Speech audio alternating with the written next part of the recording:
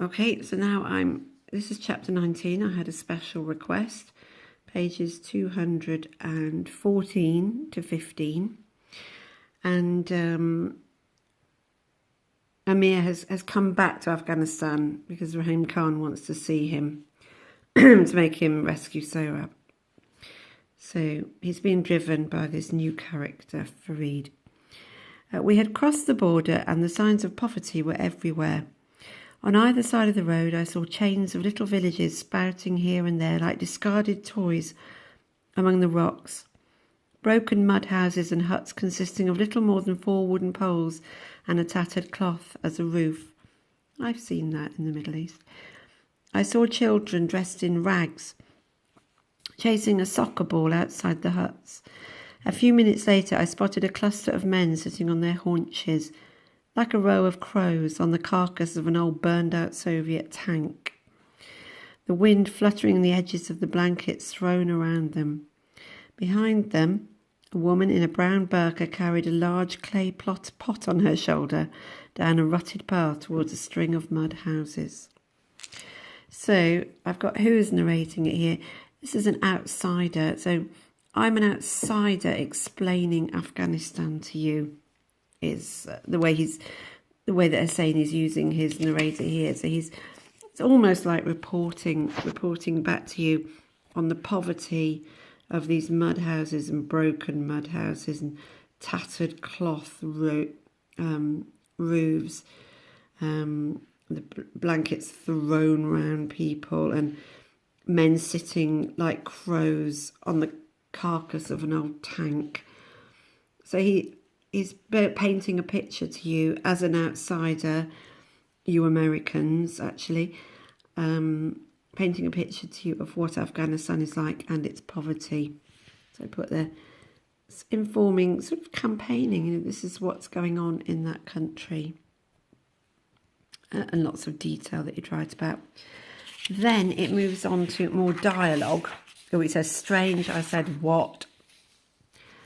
I feel like a tourist in my own country, I said, taking in a goat herd leading a half-dozen emaciated, incredibly thin goats along the side of the road. Farid snickered, tossed his cigarette. You still think of this place as your country?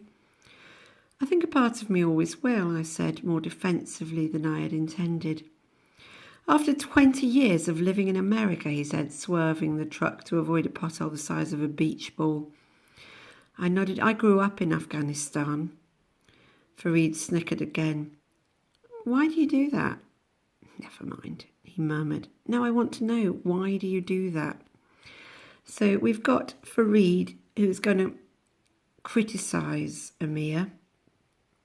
And he's going to say what the author once said. He's going to make the points that the author, he's going to be the voice of the author here, the voice of Afghanistan, explaining to this sort of real American about what life's really like there. So it's built up through this dialogue. And then we get his big speech explaining to him, and you recognise this is absolutely true. In his rearview mirror, I saw something flash in his eyes. You want to know? He sneered. Let me imagine, Aga Sahib. You probably lived in a big 2 or 3 story house with a nice backyard that your gardener filled with flowers and fruit trees, all gated, of course. Your father drove an American car. You had servants, probably Hazaras. Your parents hired workers to decorate the house for the fancy mehmanis they threw. So their friends would come over to drink and boast about their travels to Europe or America.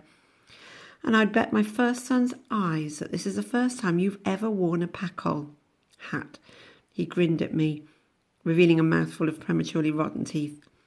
Am I close?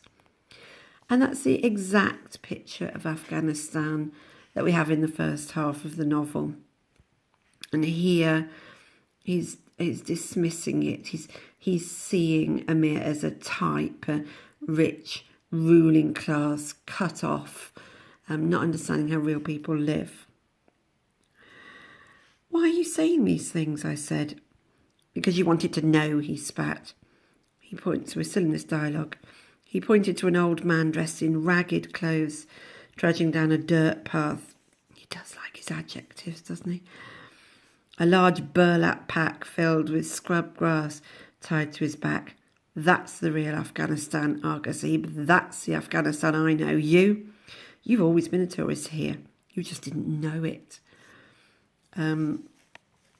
So he's thinking he's seeing something new. He's actually seeing the way Afghanistan always was. And it's being pointed out to him.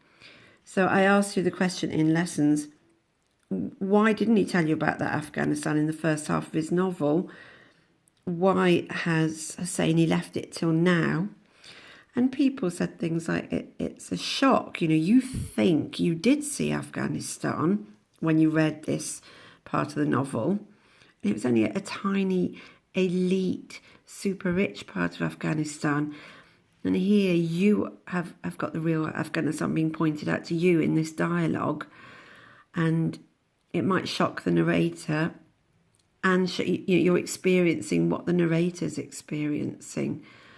And that you were wrong about Afghanistan as well. You thought you'd read this, but you thought you understood. Well, there was a lot more to it. So more about the campaigning and the pointing out poverty and making it even more shocking by delaying it. Okay.